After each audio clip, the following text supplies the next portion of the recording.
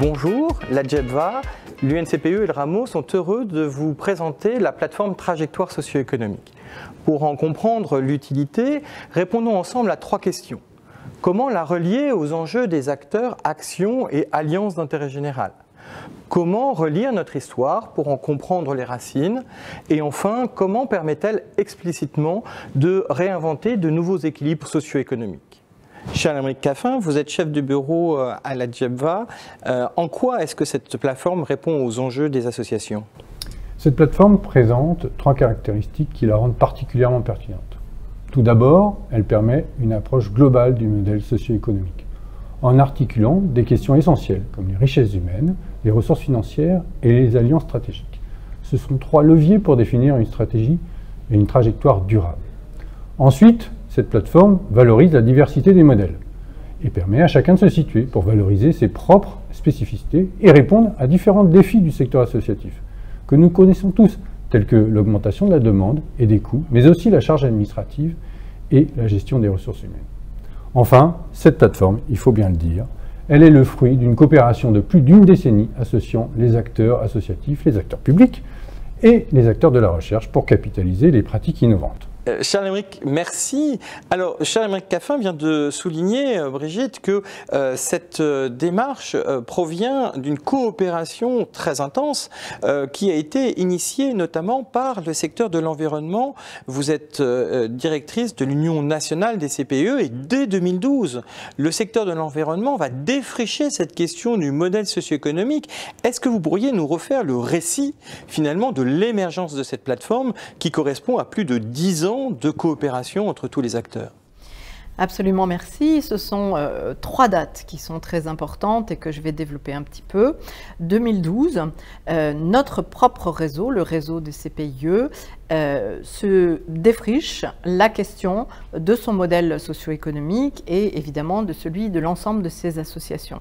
Pourquoi? Parce que c'est un moment particulier où le réseau se dit finalement, on conduit beaucoup d'actions, mais on a tout le temps des activités qui sont fragiles, qui sont difficiles à piloter économiquement.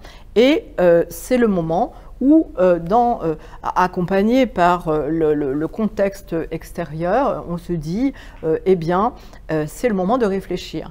Donc c'est le moment où, en fait, on s'aperçoit qu'on a un modèle qui est en train de devenir un modèle majoritairement de revenus d'activité, alors que nous sommes des associations d'intérêt général. C'est le moment où on se dit, mais finalement, est-ce qu'on est en train de faire? Est-ce que c'est véritablement cela qu'on doit faire quand on revendique un projet d'intérêt général auprès des territoires? Et c'est l'initiation d'un processus qui dure encore et dont les déploiements sont encore en cours depuis 2012. Peut-être qu'on est particulièrement lent ou particulièrement, au contraire, à l'avant-garde, mais en tous les cas, c'est un lent chemin à l'échelle de tout un réseau. On se rend compte qu'en 2014, eh bien, on peut apporter notre contribution et on l'apporte dans un groupe de travail qui va donner naissance à la première note sur les modèles socio-économiques. Dans ce groupe sont l'ensemble des acteurs de l'accompagnement et c'est une note qui utilise la terminologie modèle socio-économique qui est très nouvelle pour le secteur. Dans le secteur, on raisonne en budget, on raisonne en ressources financières, quand on ne simplifie pas en raisonnant complètement en subvention. Donc là, on va plus loin et on utilise cette terminologie-là avec la diversité des modèles socio-économiques suivant les types d'activités d'intérêt général que conduit le secteur associatif. Et puis, dernière date, 2016. Et là, nous mettons en ligne et en même temps, en parallèle, nous continuons d'accompagner le secteur sur des formations de direction, sur des parcours d'accompagnement de direction de tout le secteur associatif environnemental sur la question des modèles socio-économiques. Et nous avons donc là les 3 leviers du modèle socio-économique qui sont présentés sur la plateforme, ce que Charles-Aymeric Caffin a rappelé tout à l'heure. Nous avons des illustrations, des pratiques qui sont mises en ligne, notamment à travers des directions qui sont à l'interface entre les gouvernances et les équipes opérationnelles pour piloter le projet et impulser les dynamiques de projet. et enfin pour avoir des trajectoires, montrer, mettre en évidence des trajectoires adaptées à l'ensemble du secteur et à l'ensemble des associations d'intérêt général environnemental, mais évidemment tenant compte de la spécificité de chacun des projets associatifs. Et nous pouvons poursuivre ce cheminement avec 2018, avec Schellhemeric, lorsque nous lançons le parcours sur les modèles socio-économiques et que nous avons une ouverture à d'autres secteurs d'activité. Le parcours aussi avec le FONGEP sur la spécificité des têtes de réseau de proximité la même année. Et puis l'année suivante, la publication en 2019 de ce référentiel sur les modèles socio-économiques d'intérêt général dont le secrétaire d'État Gabriel Attal, qui à l'époque a la vie associative et l'engagement, vient dire à quel point il est important de souligner la spécificité des modèles d'intérêt général. Quelques mois après, au FNAF 2019, sera lancée la mission ministérielle sur l'accélération des coopérations entre collectivités territoriales, associations, entreprises, et qui donnera lieu en 2020 à justement toute cette démarche de comment partager très largement auprès du secteur et de ses partenaires les spécificités du secteur associatif d'intérêt général. Et nous voyons à quel point il est important de faire le récit de ce cheminement collectif pour arriver à des outils communs sur les modèles socio-économiques. Alors, dernière question, bien évidemment, qu'allez-vous concrètement trouver sur la plateforme Trajectoire socio-économique?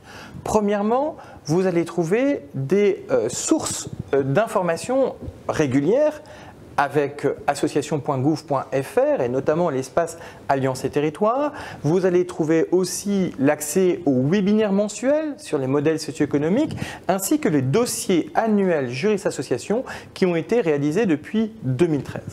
Deuxième point, vous allez trouver 3 parcours d'usage. Un parcours découverte pour en 2 heures, 4 heures et 12 heures pouvoir découvrir la diversité des modèles socio-économiques et finalement identifier duquel vous êtes le plus proche. Deuxième élément, un parcours méthodologique pour pouvoir vous aider à transformer votre modèle après en avoir qualifié les propres spécificités. Enfin, troisième élément, un parcours d'experts pour ceux qui accompagnent les projets et les alliances d'intérêt général.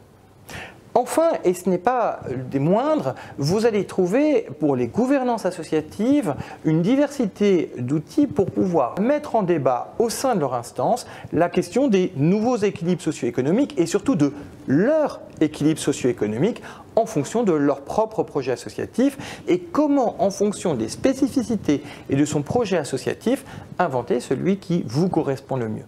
Voilà, tous ces documents, tous ces outils, toutes ces vidéos, tous ces formats sont à votre disposition.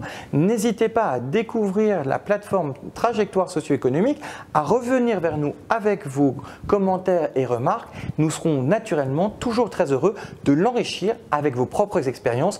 Merci par avance et à très bientôt.